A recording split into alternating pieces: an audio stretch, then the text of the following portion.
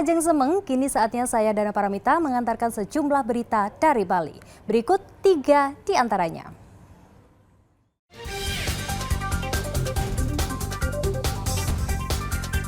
Tim SAR masih terus mencari seorang warga Amerika Serikat yang hilang saat bermain arung jeram di Sungai Ayung Ubud.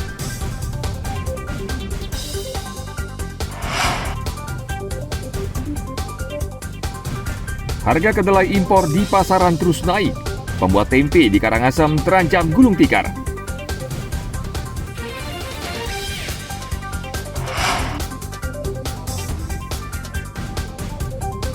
Seorang warga negara Australia ditangkap karena menyelundupkan heroin ke Bali, mewarnai rangkuman aneka peristiwa sepekan.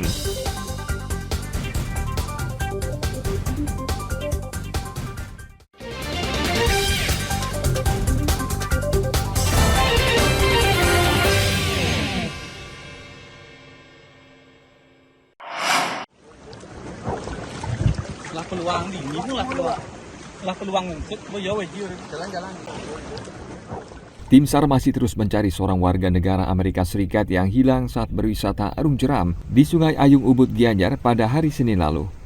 Dengan menggunakan perahu karet, tim Basarnas mencari korban ke arah Bongkase, Semada hingga Bendungan Mambal, Badung. 69 orang tim SAR gabungan termasuk warga setempat turut mencari korban. Tim pencari terkendala arus sungai yang besar serta kondisi air sungai yang keruh. Di seputaran areal ini sudah melakukan 3 kali sorti pencarian dengan hasil masih nihil. Untuk hambatan-hambatan yang terjadi, yang pertama itu karena arus sungai, debit airnya masih belum cukup tinggi dan airnya keruh, tentu cukup menghalangi kita dalam visibility dalam pencarian. Hingga hari Kamis sore kemarin, korban bernama Robinov Clifford Neil masih belum ditemukan. Hilangnya korban berawal saat 10 orang wisatawan asing berwisata arung jeram dengan didampingi 2 orang pemandu pada hari Senin lalu. Beberapa jam kemudian, perahu mereka terbalik karena diterjang arus sungai yang deras. 9 orang wisatawan asing berhasil diselamatkan, sementara 1 orang wisatawan asal Amerika Serikat masih hilang. Tim liputan melaporkan dari Badung.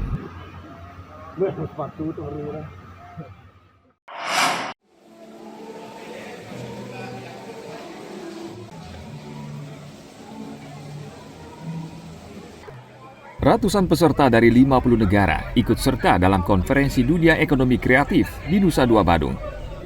Kegiatan yang dibuka Presiden RI Joko Widodo ini berlangsung mulai 5 hingga 7 Oktober 2022. Dalam sambutannya, Presiden RI Joko Widodo menyatakan, pertemuan ini merupakan wahana untuk menggaungkan misi kreatif yang inklusif.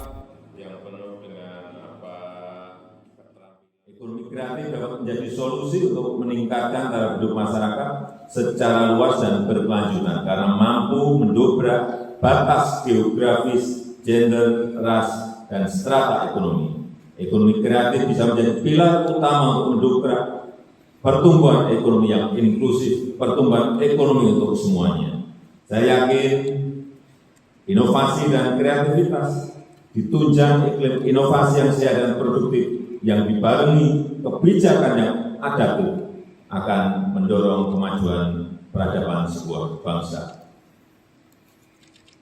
Saya berharap World Conference on Creative Economy WCCE ketiga ini menghasilkan Bali Creative Economy Roadmap for Global Recovery untuk mengakselerasi proses pemulihan ekonomi nasional dan global yang inklusif dan berkelanjutan. Indonesia akan mengambil peran terdepan dalam membangun ekosistem ekonomi kreatif yang lebih besar, khususnya dalam pemulihan ekonomi global.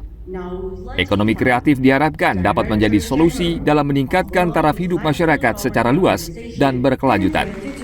Konferensi ini diharapkan dapat menghasilkan peta jalan akselerasi untuk pemulihan ekonomi nasional dan global. Dengan mengucap Bismillahirrahmanirrahim, The World Conference on Creative Economy yang ketiga, saya nyatakan resmi dibuka. Terima kasih. Agung Gede Agung melaporkan dari Badung. Om Santi.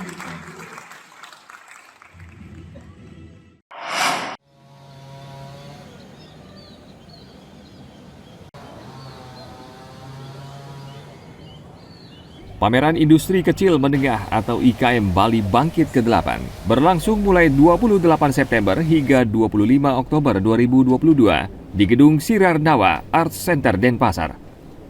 Puluhan stand IKM dan UMKM menampilkan produk tradisional khas Bali seperti kerajinan tangan serta produk pakaian berbahan kain endek khas Bali. Bagi para perajin, pameran ini cukup membantu mereka dalam pemulihan ekonomi di masa pandemi COVID-19. Lewat pameran ini, para perajin bisa memasarkan produknya secara langsung kepada masyarakat. Di pandemi, sangat bersyukur sekali bagi IKM. Tentunya saya di sini dalam rangka pameran Bali Bangkit. Saya sudah dari kurang lebih 2 tahun, dari 2020 Desember akhir ya.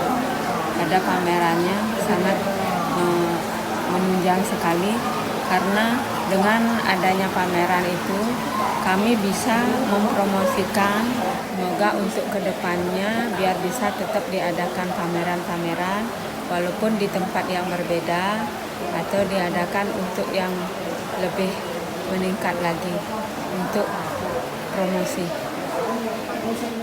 Kita sebagai pengrajin dari IKM, kita diundang di pameran Bali Bangkit.